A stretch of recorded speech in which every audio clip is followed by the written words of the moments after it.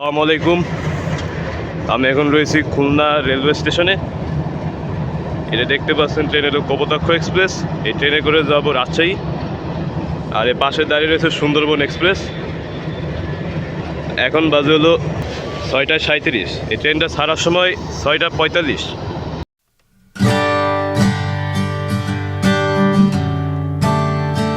আমাদের ট্রেন একদম রাইট টাইমে ছেড়ে দিয়েছে খুলনা রেলওয়ে স্টেশন থেকে।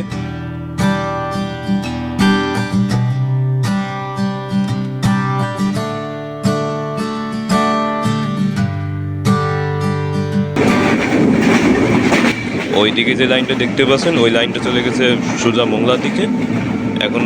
এই রুটে এখনও ট্রেন চালু হয়নি। আশা করা যাচ্ছে খুব শীঘ্রই এই রুটে ট্রেন চলাচল করবে। আর সামনেই রয়েছে ফুলতলা জংশন রেলওয়ে স্টেশন। এই স্টেশনটাই হলো ফুলতলা জংশন রেলওয়ে স্টেশন। এই স্টেশনটা খুলনা জেলার মধ্যে পড়ে।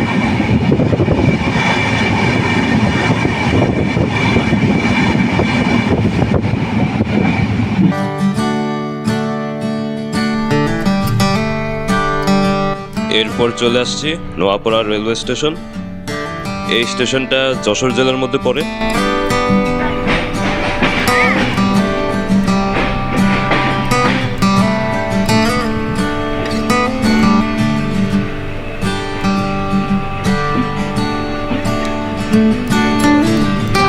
এইটা হলো সিংঘিয়া রেলওয়ে স্টেশন।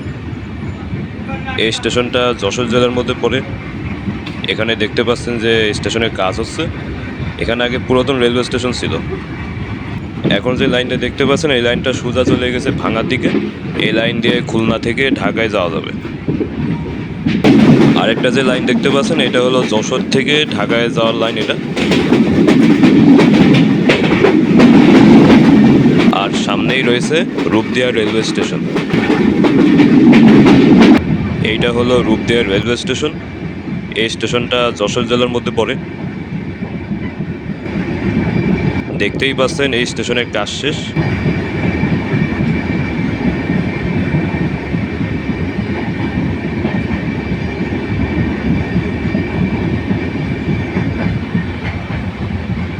এরপরে চলে আসলাম যশোর জংশন রেলওয়ে স্টেশনে। এই স্টেশনটা যশোর জেলার মধ্যে পড়ে।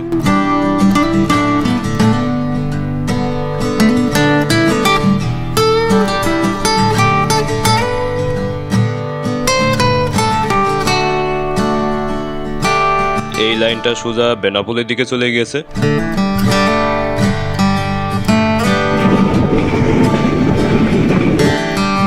আমরা এখন 12 বাজার রেলওয়ে স্টেশন থ্রু পাস করছি। এই স্টেশনটা ঝিনাইদহ জেলার মধ্যে পড়ে।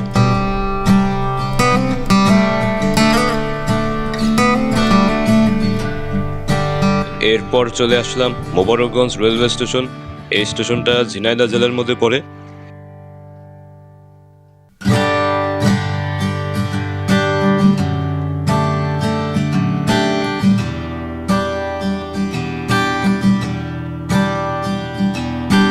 এরপর চলে আসলাম কোটচাঁদপুর রেলওয়ে স্টেশন। এই স্টেশনটা ঝিনাইদহ জেলার মধ্যে পড়ে। তারপরে চলে আসলাম সাবদারপুর রেলওয়ে স্টেশন। এই স্টেশনটাও ঝিনাইদহ জেলার মধ্যে পড়ে।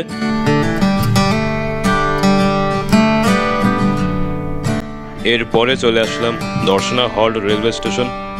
এই স্টেশনটা চুয়াডাঙ্গা জেলার মধ্যে পড়ে।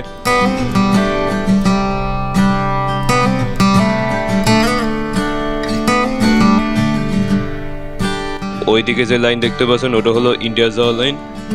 ওই লাইন দিয়ে ঢাকা কলকাতা ট্রেন চলে।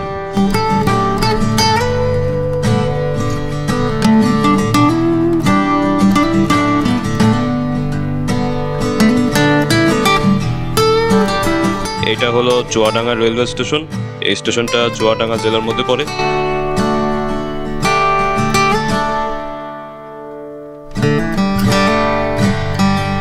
এরপরে চলে আসলাম আলমডাঙ্গা রেলওয়ে স্টেশন।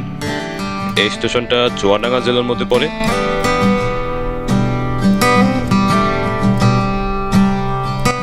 এরপরে চলে আসলাম পোড়াদা জংশন রেলওয়ে স্টেশন।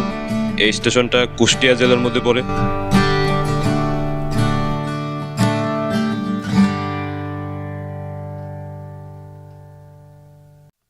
এটা হলো মিরপুর রেলওয়ে স্টেশন।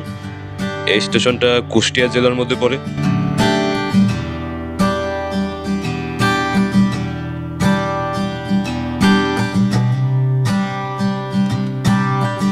এইটা হলো ভেড়ামারা রেলওয়ে স্টেশন। এই স্টেশনটা পরে আছে কুষ্টিয়া জেলার মধ্যে। এই স্টেশনটা আগে জংশন রেলওয়ে স্টেশন ছিল, পরবর্তীতে এটাকে ভেড়ামারা রেলওয়ে স্টেশনে করা হয়।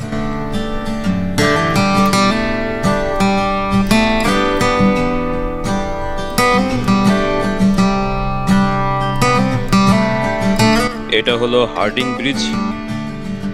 নদীর নাম হলো পদ্মা নদী। আর ওই পাশে রয়েছে লালনশাহ ব্রিজ আর রূপপুর পারমাণবিক বিদ্যুৎ কেন্দ্র। কিন্তু এই পাশে দেখাতে পাচ্ছি না, কারণ ট্রেনের ভিতর অনেক ভিড় ছিল, যার কারণে এখানে দেখাতে পারলাম না।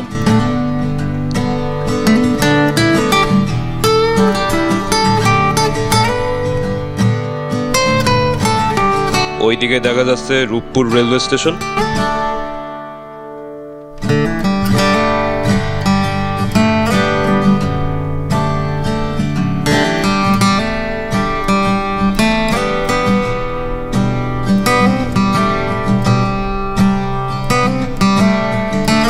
এইটা হলো পাকশি রেলওয়ে স্টেশন। এই স্টেশনটা পাবনা জেলার মধ্যে পড়ে।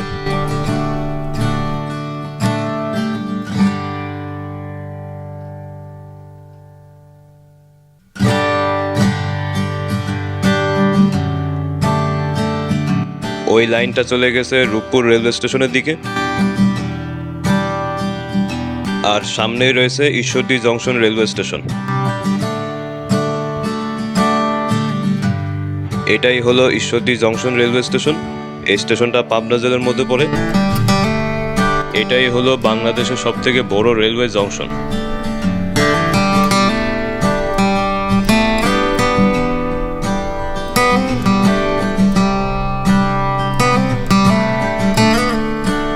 এটা হলো আজিমনগর রেলওয়ে স্টেশন। এই স্টেশনটা নাটোর জেলার মধ্যে পড়ে। এইটা হলো রাজশাহী শহর, আর সামনে রয়েছে রাজশাহী রেলওয়ে স্টেশন।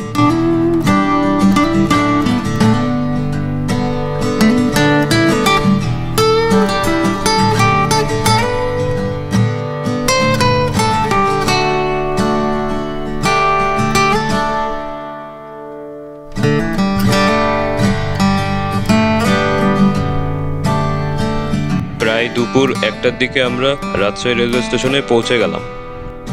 আর পাশে যে ট্রেনটা দাঁড়িয়ে রয়েছে এটা হলো বরেন্দ্র এক্সপ্রেস, যেটা রাজশাহী এবং চিলহাটির মধ্যে চলাচল করে। তো আজকের ভিডিও এই পর্যন্তই। দেখা আছে পরের কোনো ভিডিওতে। সবাইকে জানাচ্ছি আল্লাহ হাফেজ।